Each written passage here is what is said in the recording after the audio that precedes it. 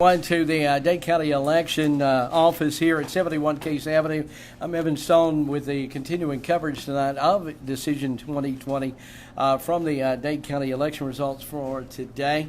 We have everything in now as of looks like about 9:41. They did an outstanding job getting it all together. 4,193 votes, both Republican and Democratic votes tallied in together.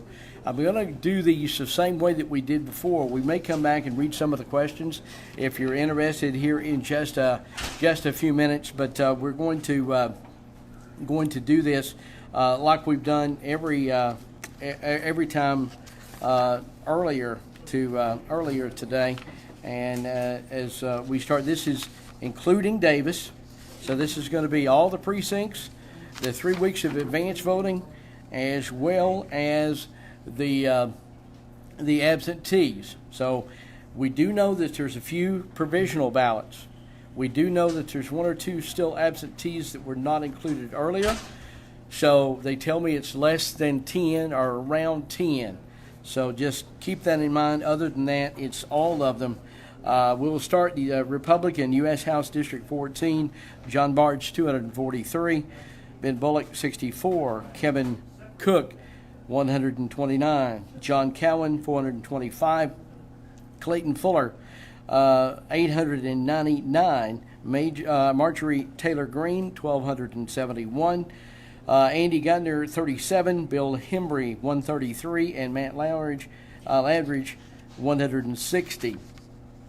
And for the District 14 on the Democratic side, it's Kevin Van Alstel. Did I get that right? I did. Last one is good. I apologize. But 359 total votes. State House District 53 for the totals in Dade County. Senator Jeff Mullis, 1,139. Colton Moore, 2,202. Todd Noblet, 232 in Dade County. Now, keep in mind that race will not be, we won't know anything about that until later on tonight. That also includes all of Chattooga County, all of Walker County, and all of Catoosa County for the 53rd District. For the State House District 1, Mike Cameron, 1,177 votes, John Deffenbaugh 1,358 votes, and Vicki Mills 785 votes. That's all of Dade County. Does not include any of the Walker County votes. Now keep in mind, Walker County actually has more electorate in District 1 than Dade County does, so there's going to be a lot more votes come in on that side, on the Lookout Mountain and the north end of Walker County side for State House District 1. But as it appears right now, there will be a runoff with between, unless, and it could, so I'm going to say, as far as Dade County is concerned, the two in the runoff would be between Mike Cameron and John Deffenbaugh. I'll give you those totals once again. In Dade County, 1,177 for Mike Cameron. For John Deffenbaugh, 1,358. Vicki Mills, 785. Let's see here as we go along. County Chairman, this is the full votes. Ted Rumley with 2,123 to Nathan Wooten's 1,421 votes.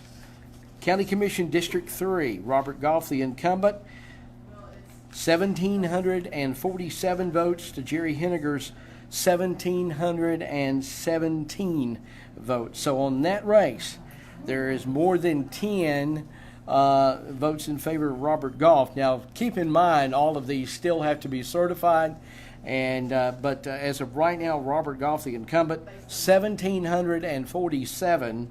Jerry Henniger, 1,717 in that District 3 Commission race. 1,747, 1,717. County Commission District 4, Alan Bradford, the incumbent, 2,020 votes. Jeremy Dyer, 1,137 votes. 327 votes to Randy Stone, as it looks there now that Alan Bradford would be in a runoff with Jeremy Dyer coming up in August for Commission District 4. Once again, the votes are 2,020 for the incumbent Alan Bradford, 1,137 for Jeremy Dyer, and 327 for Randy Stone.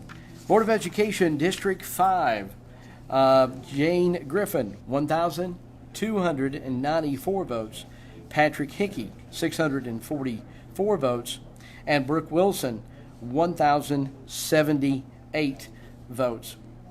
So, as it appears there would be a runoff with those three. Once again, Jane Griffin at 1,294, Patrick Hickey 644, and Brooke Wilson 1,078 votes. And as it stands right now, there will be a runoff in that race between Jane Griffin and Brooke Wilson. All right, for alcohol Sunday sales, if you will, we'll move on over to the vote for that. This is Sunday alcohol sales. It passed 2,538 to 1,535. Sunday alcohol sales liquor by the drink passed 2,468 to 1,603, voting no. And the splost is a go for another 6 years in Dade County, with 2,401 voting yes and 1,383 voting no. That is what it looks like as far as the contested races. The local races, it looks like we're going to have a runoff in the at-large District 5 school board seat, and it looks like for the County Commission District 4 that there will be a runoff in that seat as well. Because remember, you have to have 50% plus one. And it's extremely hard when there's three candidates in a race for anyone to get 50% plus one. And we said that we would go back over some of these questions and give you some updates on those. So let's start with the questions. If you want to stay with us just a second, and then we'll go over the Republican Party questions. We'll start with those, and just make sure that that's the way they're going to follow here. I believe so. So the Republican Party questions, you find it on the. All right.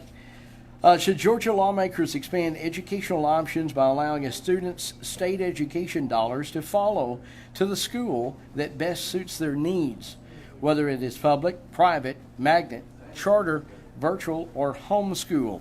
And that Republican Party question won. 2,373 said yes to 1,106 voting no. Republican Party question 2. We have yes.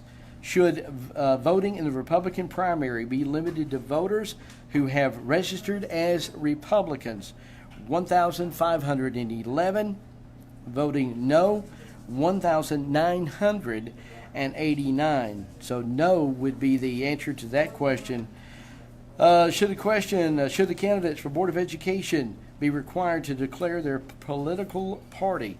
This is question number 3 that was on the Republican side. And yes, 2,151. No, 1,347. Moving now to the Democratic questions. With the Democratic side, party question number 1 on the Democratic side was, should Georgians work to stop climate change and listen to the scientific community, which recommends immediate action to combat its serious threat to our planet?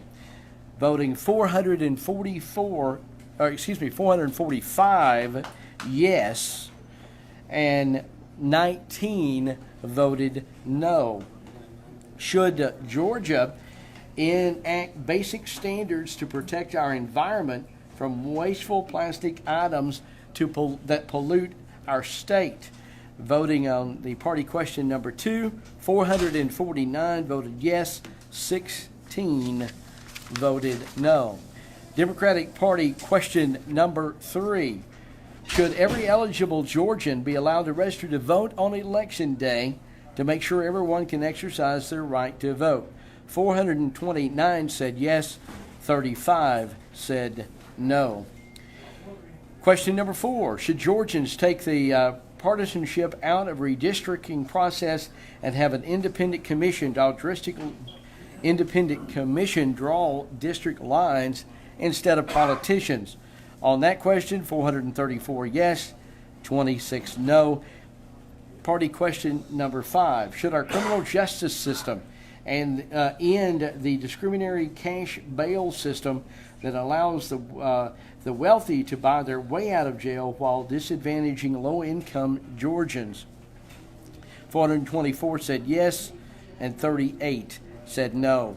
Now, keep in mind these questions on the on either the Republican or the Democratic questions. They are allowed to put questions that are what called are non-binding as far as any kind of implementation or not. Democratic Party question number 6. Should every Georgian have that has served their sentence for a crime they committed be allowed to have their voting rights restored? Voting yes, 399 yes, 57 voting no. And that is all of the questions that we had. I don't know if you want us to go back over once again. I tell you what, if you just joined us, let's go back and look over some of our local races that are specific to Dade County, and that would start with the Dade County Executive, and I'll get back to that particular race, and we will the Dade County Executive, the Commission Chair, Ted Rumley, 2,123 votes.